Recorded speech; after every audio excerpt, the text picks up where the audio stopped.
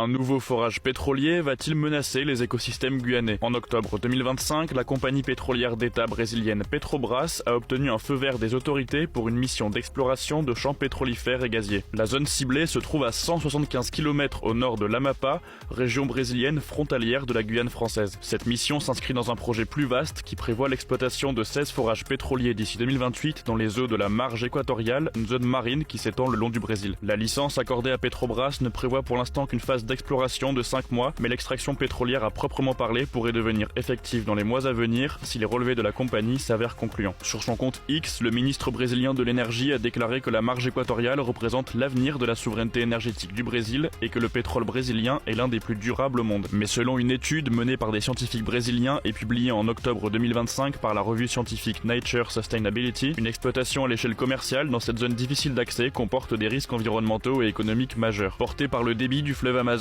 ainsi que les courants marins, une potentielle marée noire pourrait parcourir 132 km en seulement 3 jours dans une région qui abrite la plus grande étendue de mangroves au monde. En plus d'abîmer irrémédiablement les écosystèmes, cela mettrait à l'arrêt les activités de pêche artisanale et de récolte de fruits forestiers. Si les forages intensifs débutent, les eaux guyanaises seront alors entourées d'exploitations pétrolières offshore. À l'ouest, le Guyana exploite son pétrole offshore depuis les années 2010 et le Suriname envisage de faire de même dans les années à venir. À l'est, le Brésil a déjà subi un accident majeur par le passé. En 2001, une des plateformes pétrolières de Petrobras, la plus grande au monde, avait coulé au large de Rio. Et le 4 janvier 2026, la toute nouvelle plateforme à proximité des eaux guyanaises a été victime d'une fuite d'un liquide destiné à refroidir les équipements de forage. Petrobras affirme que la fuite a été immédiatement contenue et que ce liquide est biodégradable. En France, débuter de nouvelles recherches d'hydrocarbures est interdit depuis 2017 et la loi dite Hulot. Mais en décembre 2025, un parlementaire issu de la majorité présidentielle a déposé un projet de loi visant à réautoriser la recherche, l'exploration et l'exploitation des hydrocarbures seulement dans les territoires d'outre-mer. Le pétrole guyanais est au cœur de ce projet de loi pensé pour couvrir la consommation nationale. L'étude du texte doit débuter le 29 janvier au Sénat.